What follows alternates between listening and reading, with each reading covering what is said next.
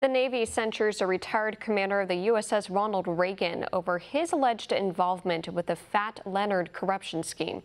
One America's Kristian Rouz has the latest on the dealings, which jeopardized U.S. national security. A new development in the Navy's Fat Leonard corruption probe, as another admiral is punished over his alleged involvement in high-profile bribery. The largest corruption scandal in the history of U.S. Navy has already expanded to include 440 active duty and retired officers. It's a tragedy. It's another mark against the military, and it really reflects corruption away from Washington. And I'm glad that they were able to catch them, because this kind of activity cannot be tolerated. The Navy alleges retired Rear Admiral Kenneth Norton accepted gifts from Singapore-based ship support contractor Glenn Defence Marine Asia. The contractor was run by Leonard Glenn Francis, known as Fat Leonard, who exploited classified Navy information for illicit profit and provided morally questionable services to Navy personnel.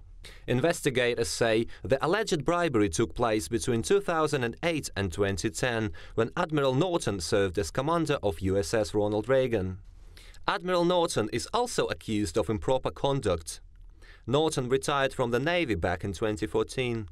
He is the second commander of U.S.S. Ronald Reagan to have been involved in the Fat Leonard corruption case, which jeopardized U.S. national security and weakened U.S. military presence in the Asia-Pacific region. The way the military personnel system is set up today, it fosters a culture of careerism, where it does not pay to rock the boat.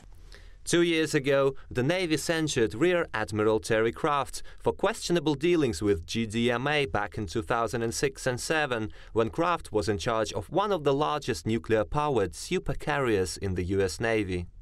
The Navy says its censure letters are administrative rather than punitive.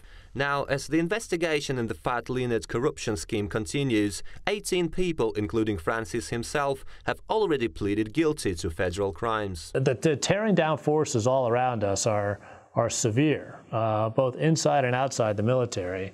And we just need to do everything we can to strengthen our people to resist those tearing down forces so that they remain on, that road towards becoming the leader we want. Francis is still awaiting sentencing after pleading guilty 2 years ago. Most recently, Pacific Fleet Commander Admiral Scott Swift pledged to enhance crew training and change the culture which promoted malicious practices and corruption among high-ranking Navy personnel. Military experts say the reforms could include the enforcement of stricter discipline and accountability, as well as a greater transparency of military contracts. Kristian, Rouz, One American News.